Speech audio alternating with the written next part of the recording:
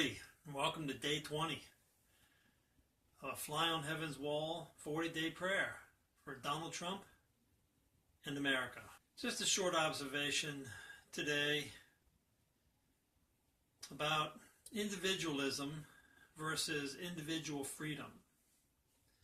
There is confusion in our country that individual freedom equals individualism.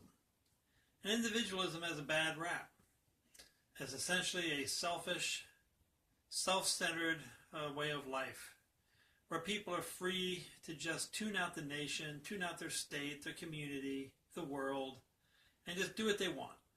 But that is not what individual freedom means. Individualism might be better characterized as a way of life where there is nothing but anarchy. Individual freedom is not anarchic. As our founders established, individual freedom is a way of life that is circumscribed by just law and by a welfare for the community.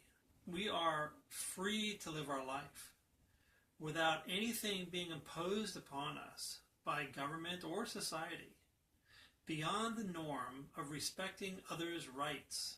But where does concern for the community come from? Does that really come from laws? Does that come from big government? If you think individual freedom is problematic and therefore we should have a socialist system, because in that way people are forced to care about the community, to share, to equalize wealth, to equalize power. In the colonial era, when our country was first founded, people didn't need so much law to control their behavior. The average citizen who was law-abiding was reasonably upstanding, concerned for their community.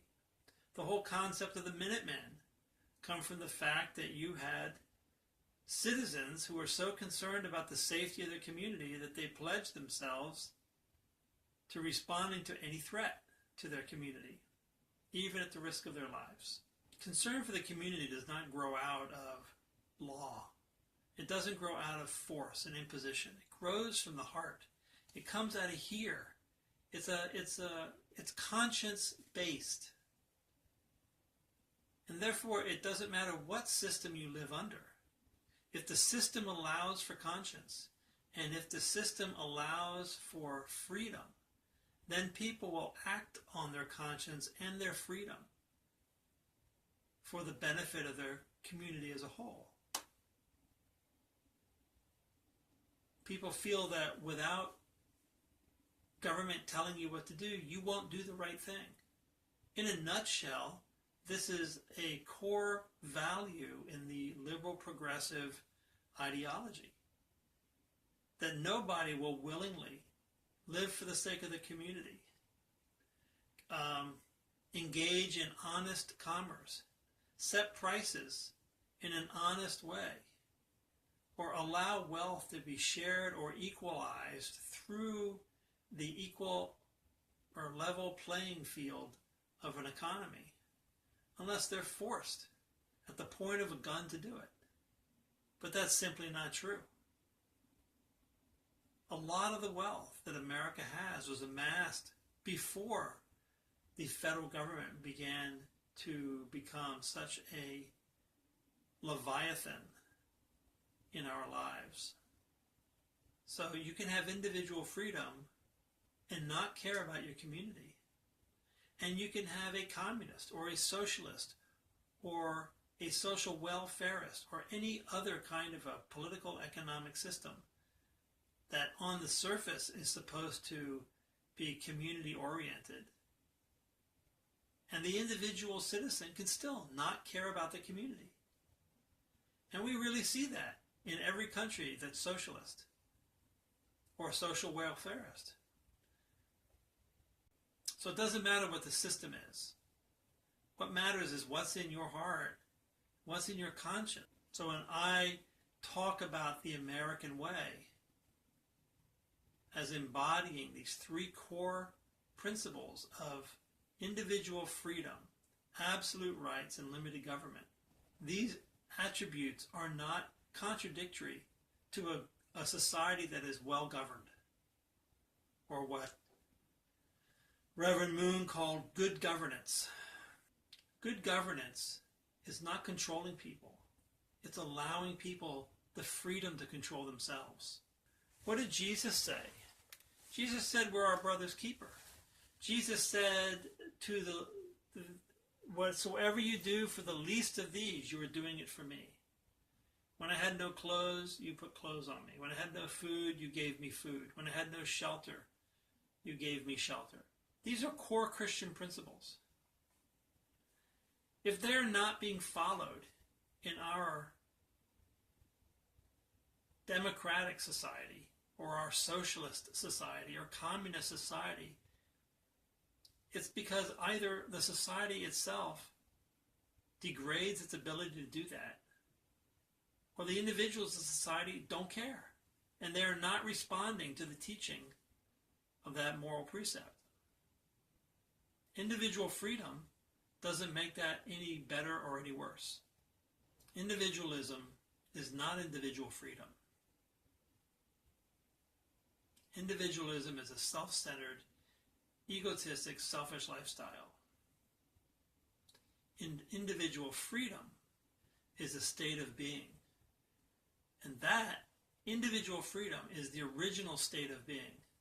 That's the state of being Adam and Eve were in the Garden of Eden. They chose to be individualistic and not care about their descendants or the world around them when they fell, when they disobeyed God's command. But individual freedom is the gift from God. Individualism is the corruption of that freedom.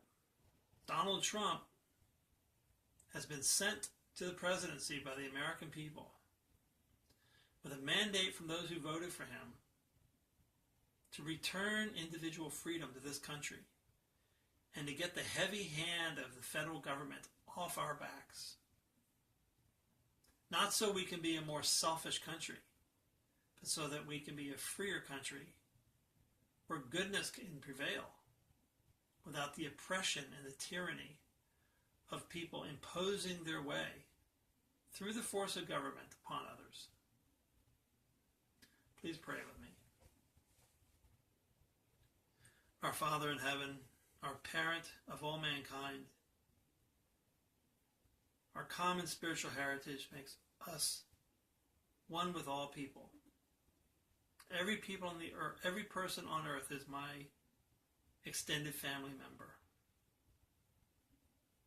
And we have to figure out how to live and care for everyone who is part of that family. Father, I pray that Donald Trump, as he works on his presidency and struggles through the ups and downs, Father, can be mindful of the importance of restoring real freedom to this country. Because for 100 years at least, Americans have been giving up their freedom in the vain quest that a larger and more intrusive government would somehow make their life easier. And in that effort, Father, Americans have sacrificed the freedom of other people so that they could personally benefit. All the many laws of the government are designed to empower one group of people over another group. When we think about what it really takes to live in a society, we can see that the federal government would probably need less than 100 laws to do that. But now the federal government has over 70,000 criminal statutes on the books. And that doesn't cover the hundreds of thousands of regulations. President Trump has pledged to reduce those regulations, to reduce those laws, in order to allow Americans to have the freedom that's their birthright. Please be with him, Father. Please be with the Republicans in Congress as they work with President Trump. I ask you also, especially, Father, I pray that all the Democrats in Congress can listen to their conscience, which surely is telling them to think for the sake of the nation and not for their party, and not for their ideology. Freedom is always the quest of mankind. Throughout human history, we have seen people struggle for freedom relentlessly. And every time it's been removed, people have fought to get it back. Why do people think now that they can build a big government and reduce people's freedom, and somehow in the future that's not going to result in people rising up to take back freedom? It's inevitable. The human condition is a condition of freedom.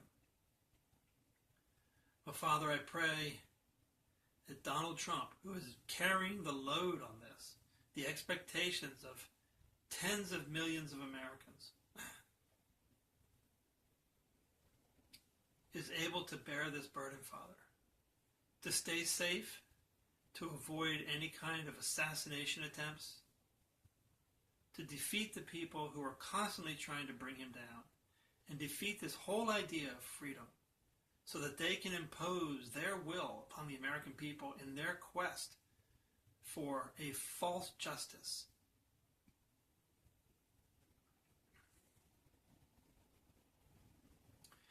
Please, Father, especially with all the people watching this video, who are praying along with me, who are thinking about the things I'm saying, and in their own ways trying to take action and advance your cause in this nation, Father.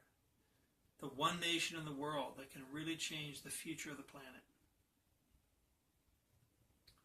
I offer you this in true love. Amen. Well, thanks for joining me again.